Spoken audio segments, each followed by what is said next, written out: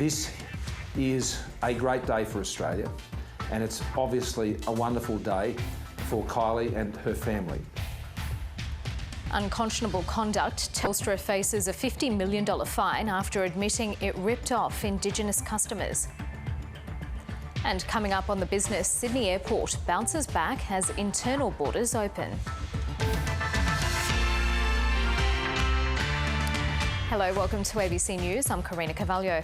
The Defence Department has begun dismissing members of the Special Air Services Regiment who were implicated in the Afghanistan war crimes inquiry. At least 10 have been issued termination notices after they were suspected of being accessories or witnesses to alleged murders carried out by colleagues. Some of the families of those killed unlawfully have spoken out, saying they want the alleged perpetrators tried in Afghanistan. Mark Willisey from ABC Investigations has this exclusive report. 8 years have passed since Miraz Gula's son was shot and killed during an SAS raid, but she still grieves. How is it not cruel that they came and martyred my son? He had not committed any crime. An investigation by Afghan human rights officials found her son, Mirza Khan, was an unarmed civilian who was unlawfully killed during the 2012 raid on the village of Sarkum. They unleashed their dog on him and later shot him from close range. Hazratullah was just a boy when the Australian SAS raided Sarkum. By the time they left, his father, Haji Sada, would be dead. I was about 10 or 12 years old. My father was responsible for all our affairs. Today, my elder brother and I are struggling to support our family. As part of its more than 4-year inquiry, the Inspector General of Defence investigated the killing of Haji Sada after allegations the old man was beaten to death by a senior SAS operator inside the village mosque. One of the Inspector General's recommendations is compensation for the families of the Afghan victims of unlawful killings, something welcomed by Haji Sada's eldest son. I need justice and also expect compensation for the loss and pain they have caused us. They martyred my father and destroyed our hopes. The Inspector General's report recommends 19 current and serving Special Forces soldiers be prosecuted for war crimes. But the Sarkum families would like the men alleged to have killed their relatives to face Afghan justice.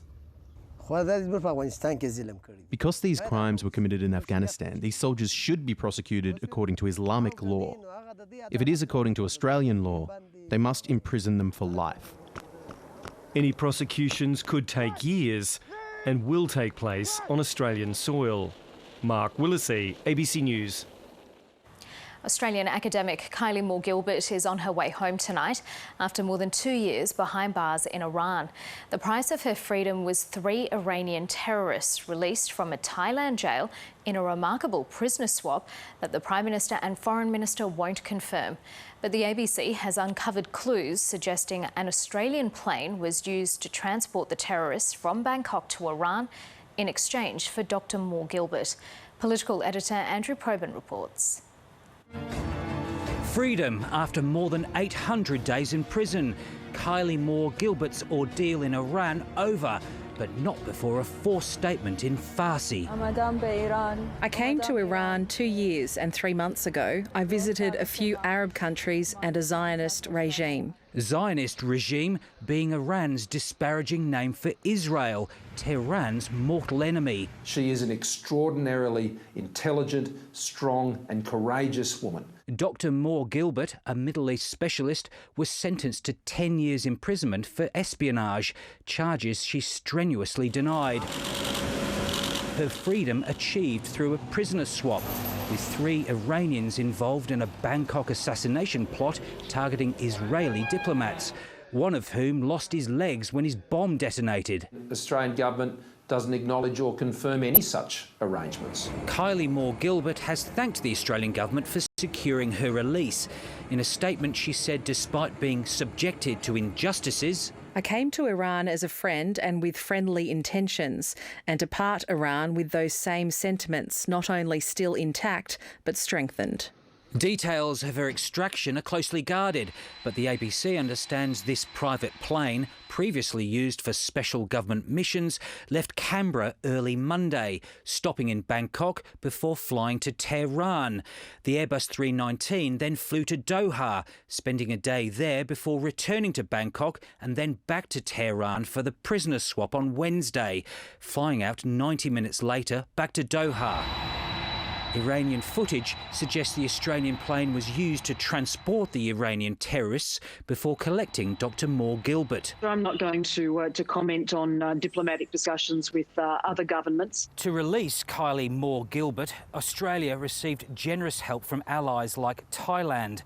But giving in to Iran's hostage diplomacy sets a worrying precedent when the citizen of one country can be used as leverage over another nation. Then again, as one senior government figure told the ABC, what was the alternative? Andrew Probyn, ABC News, Canberra. For the tens of thousands of Australians stuck overseas due to the pandemic, the best Christmas present would be a flight home. And more are coming. The government is set to announce additional repatriation flights to help clear a backlog that's now inching towards 37,000. But one thing's clear, there won't be seats for everyone this year, despite the Prime Minister's earlier promises. Political reporter Stephanie Dalzell has more. Home for the holidays. 150 Australians touched down in Canberra before being taken to hotels to emerge just in time for Christmas. Others aren't so lucky. Not knowing how or when we may be able to return home is exhausting. David Jeffries fronted a parliamentary hearing from Canada where he's been since March visiting his sick mum. Australian bills haven't stopped just because we're not home. There are almost 37,000 Australians currently registered as wanting to return home from overseas. This is my daughter Ailish. Until recently, Kylie was one of them, turning to social media in an attempt to get home from London. Being locked out of your country, you've been abandoned. Speaking from his own quarantine, the Prime Minister's now conceding a previous promise that everyone would be back by Christmas is no longer possible. The ability to get people home to Australia depends on the available quarantine capacity. But there is movement. Melbourne will soon start accepting international arrivals again, while the government wants to bring back 29,000 Australians between now and Christmas. To help facilitate that, it'll soon announce extra repatriation flights, priority given to the more than 8,000 Australians classed as vulnerable. Donald Trump managed to bring home 100,000 Americans. I'm sure if we asked the Australian public, they would not want to have the same sort of pandemic experience. A medical opinion with political edge. Stephanie Dalzell, ABC News, Canberra. Telstra has admitted it's broken consumer law and could pay a penalty of up to $50 million. The telco has admitted sales staff in 5 stores exploited vulnerable Indigenous consumers and left them with debts worth thousands of dollars. Here's Consumer Affairs reporter Amy Bainbridge. Last year, Broome mum Caitlin Rowe spoke out about her crippling Telstra debt worth more than $2,000. Today, she's celebrating. That's a weight lifted off my shoulder, not only mine but other people's too. The full extent of the problems with Telstra's sales practices has been revealed by an ACCC investigation. These were extremely vulnerable consumers. They were sold products they did not understand, they couldn't afford, and often they did not need. The ACCC found 5 Telstra stores in South Australia, Western Australia and the Northern Territory sold unaffordable phone plans to more than 100 vulnerable customers. In some cases, they were sold premium services with overseas data allowances, typically costing $320 a month.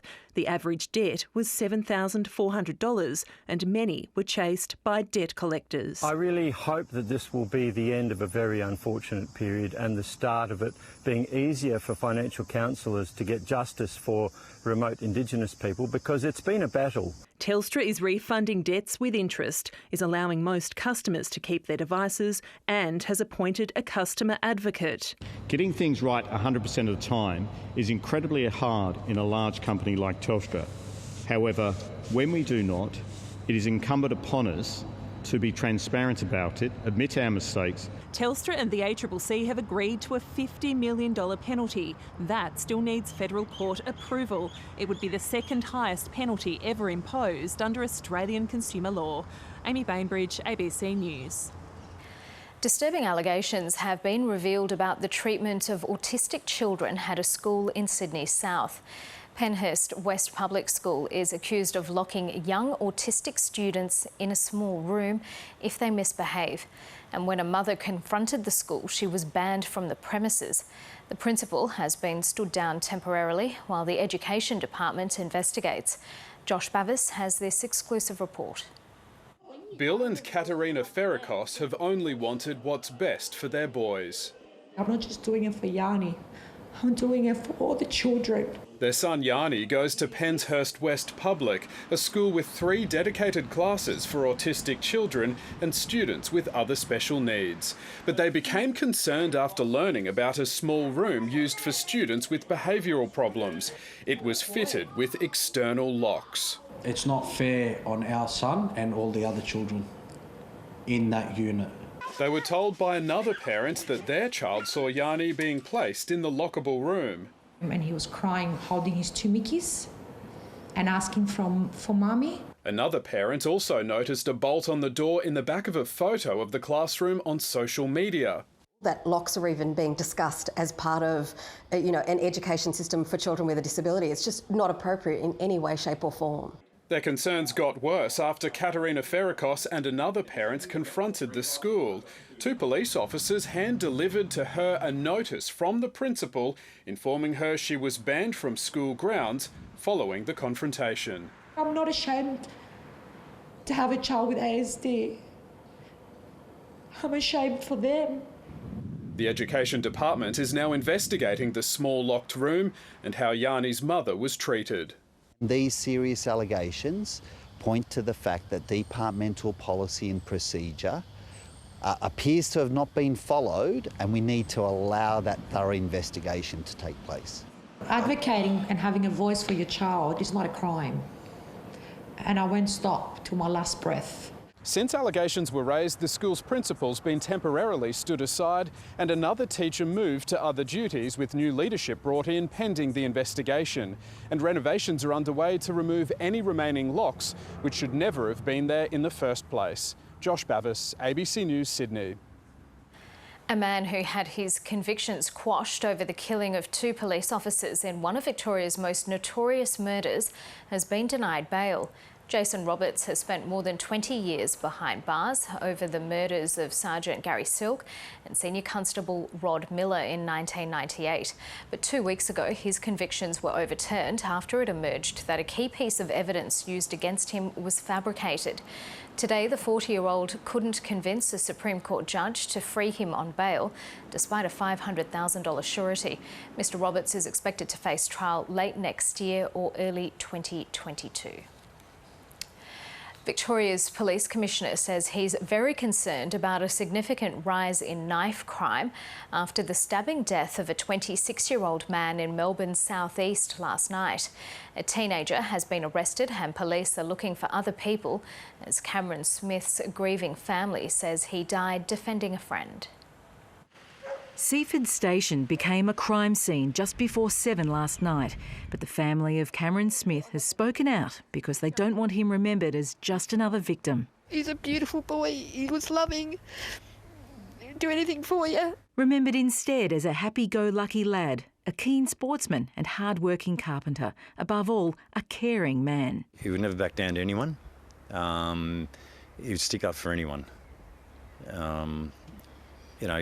He's had a heart of gold. Even though I was the eldest, he always looked out for us and he was so caring. And Cam's father says that instinct to defend a friend led the 26-year-old to an altercation with 3 males and a female. Michael Smith says the group verbally abused the friend, a bottle was broken and Cam was stabbed in the heart. How can you do that? You're not human. A 17-year-old from Frankston's been arrested and police have urged those involved to come forward. Victoria's top cop says he's terribly concerned about what he's seen in the past 6 months. We have seen significant rises in the use of edge weapons and knives, and it is a real concern for us. We've got a long, hard road ahead of us. Just try and put all this behind us. Yeah, it won't be a day that we don't think of it. Mary Gearan, ABC News. 2 new cases have brought the Parafield cluster in Adelaide to 31, among them a student from Woodville High School who bought a pizza from the Woodville Pizza Bar almost 2 weeks ago. The second new case tested positive in quarantine. Despite the 2 new infections, health authorities are still hopeful restrictions will ease in time for a COVID normal Christmas. Another school closed for a deep clean, this time Woodville High. Students told to stay home after a classmate tested positive to COVID-19. We have required a large number of children and families at Woodville High to quarantine because of this. That direction was narrowed this afternoon to include only Year 9 students and teachers. It's believed the girl caught the virus after ordering a pizza from the Woodville Pizza Bar on the 14th of November. That was an infectious period. If it's from the pizza bar, why was she at school on Monday? The Chief Public Health Officer defended the student who, based on SA Health directions, should have been in quarantine. This young person has done absolutely nothing wrong. She's followed the directions and within her understanding of what she needed to do. A similar story about picking up a pizza forced the state into lockdown last week, but health authorities say things have changed this time. We're in a different situation. We've had that pause. We also have some restrictions in place at the moment. This exposure was way back at the beginning. I'm not too worried about it. I think the authorities are on top of everything.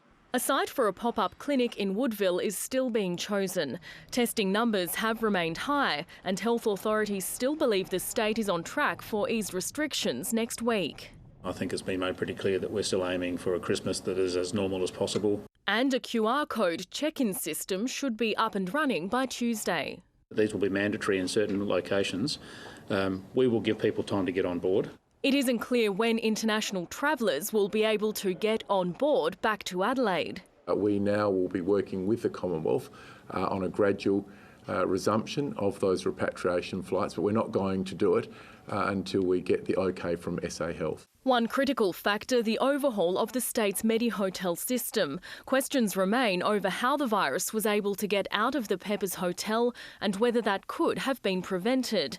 The Health Minister today revealed he hasn't read the recommendations from Victoria's inquiry into its failings. Do you think you should have been briefed in relation to the Victorian inquiry into hotel quarantine? The Victorian inquiry came out recently. I'm particularly mindful of the national review by Ms Holton, which went to National Cabinet. The Minister may not have read the document, but senior SA Health executives say they have. Isabel Damon, ABC News, Adelaide. Australia's trade woes with China are showing no signs of easing. Chinese port authorities have now held up more than 50 ships carrying Australian coal exports worth around $700 million. Beijing has blamed environmental problems for the delays. Here's Foreign Affairs reporter Stephen Jedgetts. Stranded at sea, weeks after an unofficial ban on Australian coal, an explanation of sorts. China Customs has conducted analysis on the safety and quality of imported coal and discovered imported coal not meeting environmental standards. But only Australia's coal shipments have been targeted. Hundreds of containers of Australian wine are also piling up at China's ports. When Australian government ministers can't pick up the phone to their counterparts overseas, then that's a real problem. The latest trade strikes on Australia, following similar action targeting beef, barley and timber, come in the same week Scott Morrison tried to offer Beijing an olive branch. I mean, no country in the world has pulled more people out of poverty than China has. That's a remarkable modern achievement. He wants to reframe the China debate, urging Beijing not to view Australia as America's puppet. We'll make our decisions based on our interests. Sentiments echoed by Australia's top diplomat. China may have reached a point where it believes that it can largely set the terms of its future engagement with the world. If it has, I believe it is mistaken. The federal government may have slightly softened its tone towards China, but that doesn't mean we're at a turning point. Beijing doesn't want words from Australia, it wants concrete concessions. And until it gets them, it's likely to continue to turn the screws. Stephen Jedgetts, ABC News, Canberra. Donald Trump has pardoned his former national security advisor, describing his act of clemency as a great honour. The US president also told Michael Flynn to have a truly fantastic Thanksgiving. But for many Americans, it's unlikely to be that, as COVID-19 cases hit a daily average of more than 170,000. North America correspondent Catherine Diss reports. Americans packed airports and filled planes. Millions ignored dire health warnings against travel for the annual Thanksgiving holiday, even as the US recorded its highest daily death toll in 6 months. The pandemic has now claimed more than 250,000 American lives. The look of happiness on her face was amazing. Shirley Strang among them. The 87-year-old lost her battle with the disease 2 days after being discharged from hospital. The following morning, we got a call from the facility saying that she had passed. Her son Jim spoke his last words to her through the window of her nursing home. You know, I think the message is the virus is real. The scary thing is that even with healthy people, it can take its turn for the worst. More than 9 months into the pandemic, and queuing for food is still the harsh reality for many Americans. Most we've spoken to are still without work. More than half those coming here have never been here before. Now I lost my job. It's not easy. I have my kids, no money for food. While the nation's future leader is promising America's back, he's warned against complacency. This is the moment where we need to steel our spines, redouble our efforts, and recommit ourselves to the fight. Donald Trump still hasn't given up hope of overturning the election result. We won it by a lot. Imparting that message by phone to Pennsylvania Republicans. The US president also had a Thanksgiving gift of his own. Some breaking news. Pardoning his former national security advisor Michael Flynn, who twice pleaded guilty to lying to the FBI during the investigation into Russian meddling in the 2016 US election. If infections spike over the Thanksgiving holiday as health authorities fear, America could be entering one of its darkest winters in living memory. Catherine Diss, ABC News, Virginia.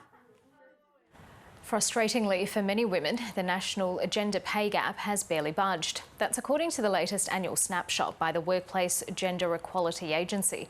But it wasn't all bad, with some employers prioritising flexible work. Tali Moore wears a couple of different hats. The 26-year-old construction worker is also a professional athlete. I've been working hard and working to make sure that I can make that dream come true for the Australian softball team. Her industry isn't known for flexible work arrangements, but Tali says her company is different. It really helps me to have work be flexible, because then I'm able to not stress about having to be at work from 9 to 5 or 7 to 7, depending on what day it is. The average gender pay gap is more than $25,000 a year. And while that's remained stagnant, there have been some gains, like more flexible work options, improved access to parental leave, and some workplaces are developing better responses to domestic violence. But the report itself also has gaps. Unfortunately, because we don't record statistics on the way that women of colour experience the gender pay gap in particular, we are actually masking the broader inequalities. Inequalities too for women not in full-time work. Precarious employment, those people in part-time and casual employment, are always considered the low-hanging fruit when we're looking at cutting costs. Year after year, women are faced with the same story. Men still take home a bigger pay packet across every industry and occupation. Understandably, it makes many women want to turn away from just more bad news. But this important snapshot exists to call out that inequality, and perhaps one day it won't even be needed. Talia Roy, ABC News, Canberra. Time now for a look at what's coming up on the business. Here's Alicia Barry. Tonight, no international visitors leaves the travel industry struggling, but Sydney Airport is still flying high. We talk to boss Jeff Gilbert. And from paddock to precinct, unlocking future values to finance today's unfunded dreams. All this and more at 8:45 Eastern Daylight Time. The football world is paying tribute to one of the game's greatest, Argentina's Diego Maradona, who's died at the age of 60 from a heart attack. Maradona dazzled the world with his sublime skills, winning a World Cup in 1986. But as national sport reporter David Mark explains, he also led a life that was never far from controversy. He was arguably the greatest ever. Unbelievable! Unquestionably a genius. Undoubtedly flawed. The devil and angel of Maradona's footballing character were on display during one memorable World Cup quarter-final against England in 1986. First came the infamous Hand of God goal. And it was a handball, no question about that. It's not cheating. Then, just 4 minutes later, came this moment of sheer brilliance as he scored what became known as the goal of the century.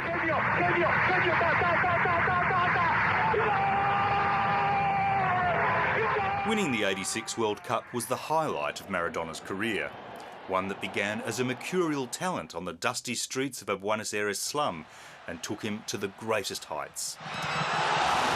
The Socceroos captain, Paul Wade, witnessed that talent firsthand as Argentina played Australia for a spot in the 1994 World Cup finals. And I remember looking out of the corner of my eye and going, wow, you are only small.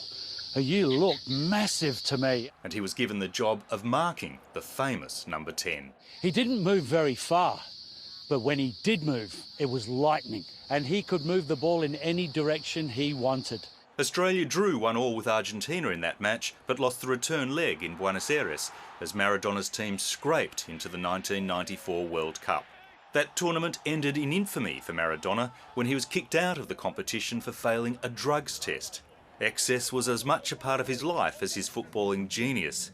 But without the game, his weight ballooned as his addictions, cocaine, alcohol and food took over.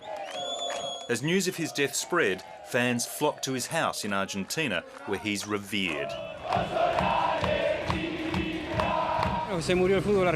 For me, Argentine soccer has just died. There is nothing left. I never thought in my lifetime that I would see anyone come remotely close to Diego in terms of ability with a football. The two men he's most often compared to paid glowing tributes.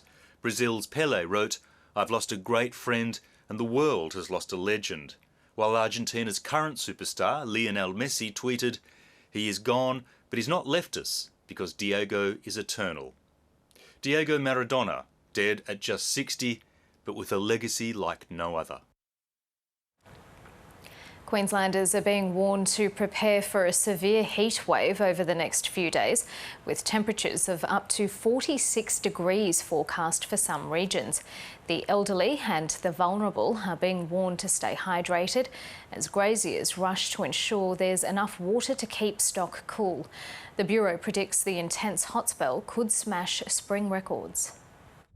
This property near Barcaldine has 26 dams, all but 3 are dry. Grazier Paul Donnelly is worried for his stock. Pretty much a whole week of 40 plus degrees. He's scrambling to make sure his herd of 300 cattle has access to shade and water. Now, when it starts getting 46s or 45s, this is when we've got to be concerned for the animal safety. The Bureau says out west, temperatures are set to soar by 14 degrees in the coming days to record levels. Today, Birdsville topped 43. It's tipped to hit 46 on Monday and Tuesday. It's looking like to experience severe to possibly extreme heatwave conditions. But the state's capital will swelter too. We could see western parts of the suburbs in Brisbane see 3 or 4 days in a row at or above 40 degrees. The back-to-back hot days has sparked safety warnings. We need to make sure that we don't become complacent because heat-related illness can cause death. The elderly and people with heart and respiratory problems need to stay inside with air conditioning on and drink plenty of water. If we can get our core temperature down every night, we can overcome the heat-related illness. But if we have several days of high-related temperature, the body's unable to reset itself. The RACQ is reminding parents not to leave children in hot cars. It takes just 7 minutes for temperatures to reach dangerous levels. Beaches are already busy as people try to keep cool. Get set to swelter. Lexi Hamilton-Smith, ABC News. Here are the top stories on ABC News. At least 10 elite SAS members implicated in the damning Afghanistan war crimes inquiry have received termination notices from the Defence Department. The personnel are suspected to have been accessories or witnesses to alleged murders carried out by other Special Forces soldiers. But they're not among the 19 personnel who Justice Brereton recommended be referred to federal police. Kylie Gilbert has thanked the federal government and her supporters after her release from an Iranian prison. The Australian academic was detained for more than 2 years for espionage, a charge she has always denied. The Prime Minister Scott Morrison says he spoke to Dr. Gilbert this morning and looks forward to seeing her once she arrives in Australia. Telstra has admitted it acted unconscionably and breached consumer law by selling mobile phone plans to Indigenous consumers in remote communities. The telco could face a penalty of up to $50 million after conceding sales staff sold contracts that customers could not afford or understand. Telstra says it's taking steps to ensure the mistakes are not repeated.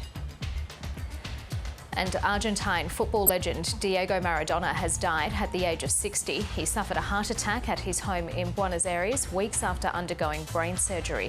3 days of national mourning has been declared in Argentina, while there have been tributes from Pope Francis and Brazilian great Pelé.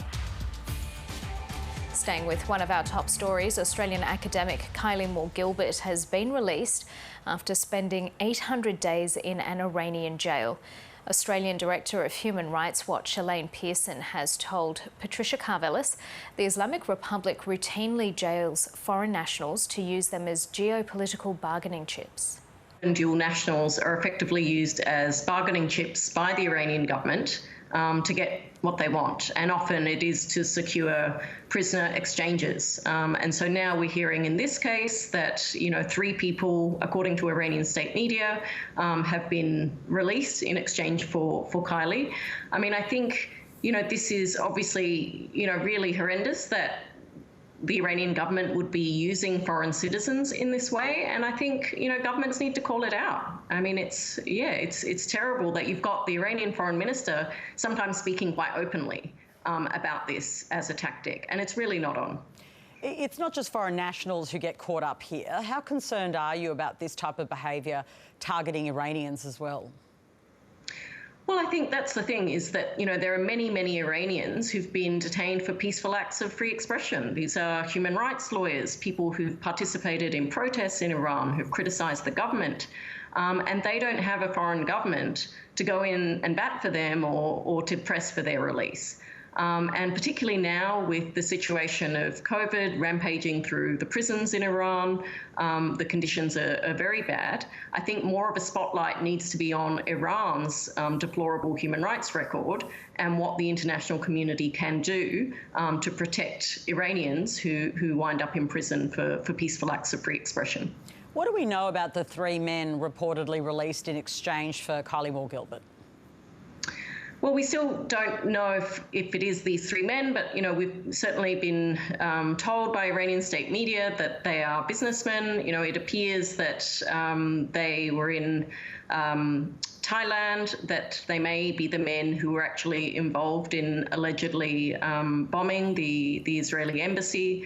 So I think there's real questions now, about how, I guess, this deal transpired.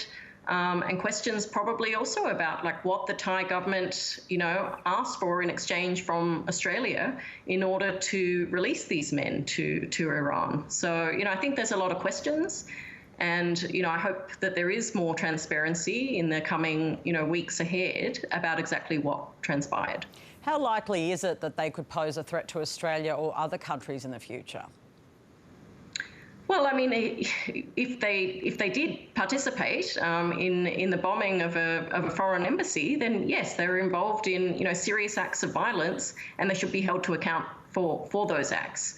But what we're seeing in Iran is the way in which this case is really being used, as a symbol of its own propaganda. To celebrate, I guess, the fact that, they've managed to get these citizens released. Now, I think, we have to be realistic. We know that whenever these situations occur, often governments are exchanging, certain favours or things, and we don't always know the full extent of that. But I think the blatant way that Iran is, basically trading people's lives is deeply uncomfortable. The former boss of the Health Services Union, Cathy Jackson, has avoided jail for misusing more than $100,000 of members' fees. Today, Ms Jackson was sentenced to a wholly suspended 2-year jail term for using the money for overseas holidays, a second-hand car and a painting. County Court Judge Amanda Fox says Ms Jackson's offending was brazen and her actions between 2003 and 2010 were a betrayal of trust for union members. Ms Jackson famously blew the whistle on former Labor MP Craig Thomson in 2011. He also misused member funds when he was at the helm of the union. 11 Queensland police officers are in isolation after having contact with a man who's tested positive for coronavirus. The 41-year-old was in hotel quarantine in South Brisbane on Sunday when the officers were called to a security incident. Police say they were wearing the required personal protective equipment at the time. They've all returned negative tests so far. It's been revealed passengers from the Ruby Princess cruise ship were stopped by biosecurity staff at Launceston Airport before being allowed to enter Tasmania without having to quarantine. A budget estimates hearing has heard Ruby Princess passengers were identified as international travellers. At that time, international arrivals were required to self-isolate for 2 weeks, but the fate of the cruise ship passengers was upwardly referred to the State Controller. Superiors made the judgment to let the passengers in. Why was that judgment made? At that time, the Ruby Princess, we weren't aware of the full ramifications of what had happened on the Ruby Princess. The Ruby Princess has been identified as the source of Tasmania's northwest coronavirus outbreak, which killed 12 people. After the pandemic cut off people from friends and family, community groups in Brisbane raised the alarm about loneliness and social isolation. The Queensland Government has agreed to establish a parliamentary inquiry to examine the issue. Ben Edwards' experience of social isolation began at a young age. I moved around a lot as a child and I was quite an introverted child.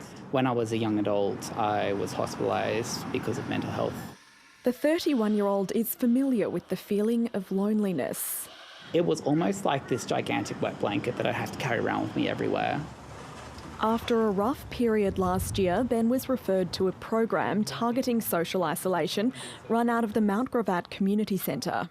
We worked really hard with the participant to tailor the service to what they need, and we try and address some of those broader issues that they're experiencing. There are lots of people who are disconnected from family, friends, for various reasons, and COVID has amplified all of that.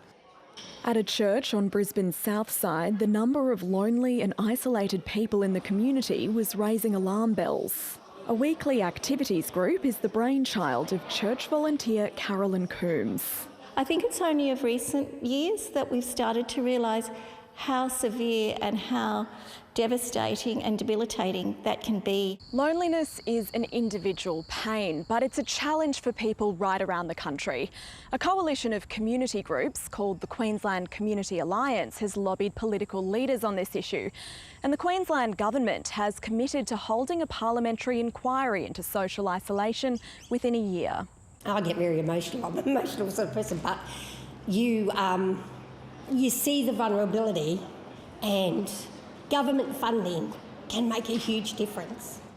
Ben also has a degree in social work and now volunteers at the community centre. I've been able to advocate for some positive changes and help people in ways that other people haven't been able to.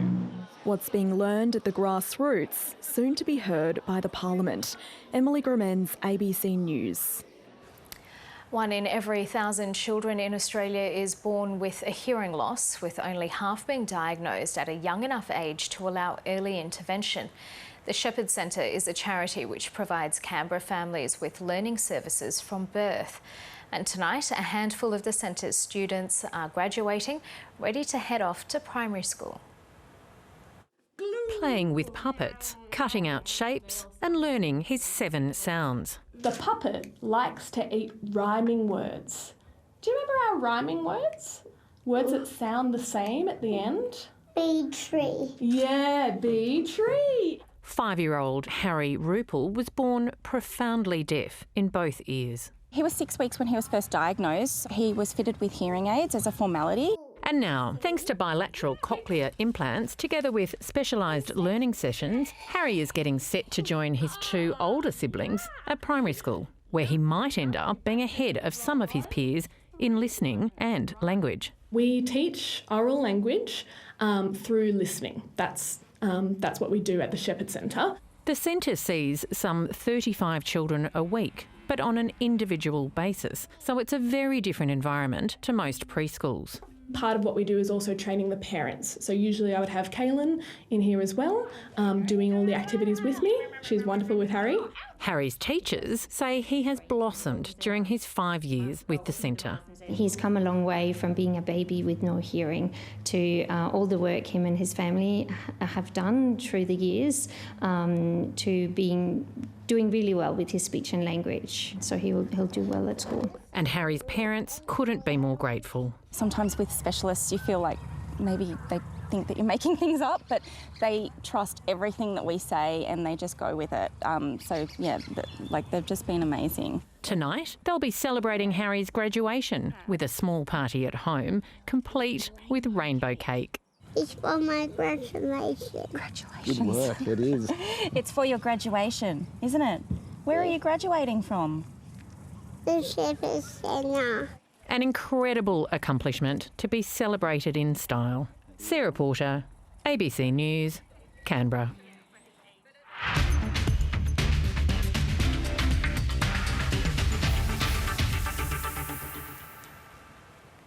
Argentine football superstar Diego Maradona is being mourned across the world after dying of a heart attack at the age of 60.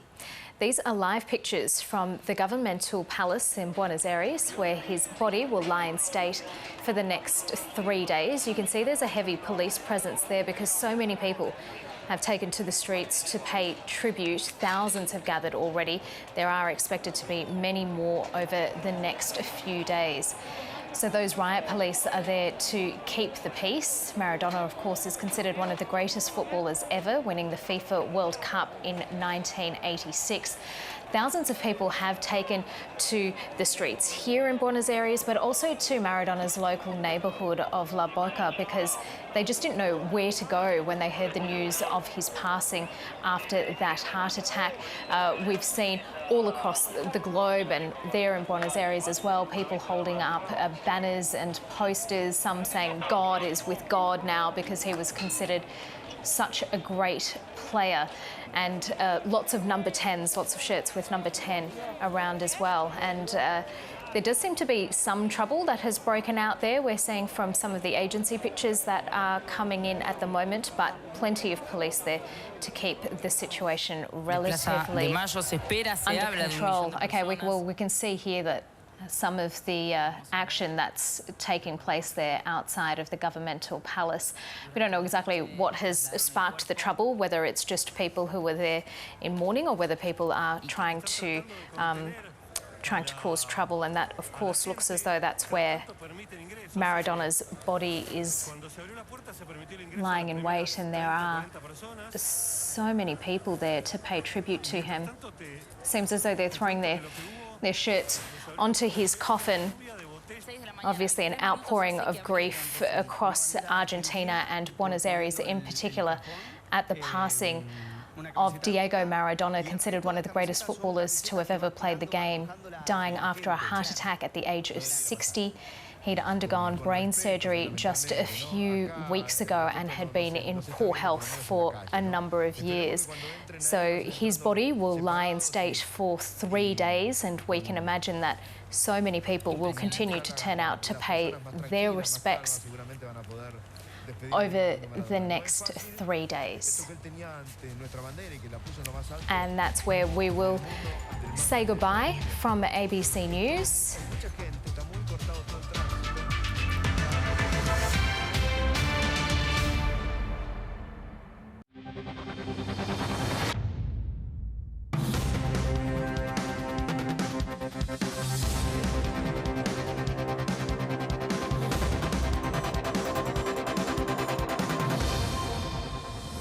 Welcome to The Business. I'm Alicia Barry. Coming up on the program, no international visitors leaves the travel industry struggling, but Sydney Airport is still flying high. We've got $4 billion of liquidity, so we're well positioned to be able to sustain operations for as long as it takes. And from paddock to precinct, unlocking future values to finance today's unfunded dreams. But first, Bega Cheese is scaling up with the purchase of Lion's Australian dairy business. Japanese owner Kirin has been trying to sell the subsidiary, which owns brands such as dairy farmers Pura and Yoplait, since 2018. The $534 million sale price is a near $70 million discount to the offer Kirin had secured from China Mengniu Dairy before the Treasurer blocked the sale in August amid rising tensions with China. New Bega shares at a price of $4.60 will partly fund the acquisition, a 9% discount to Friday's closing price. Chairman Barry Irvin joined me. Barry Irvin, Bega was essentially put in the box seat for this deal after the sale to a Chinese company fell through.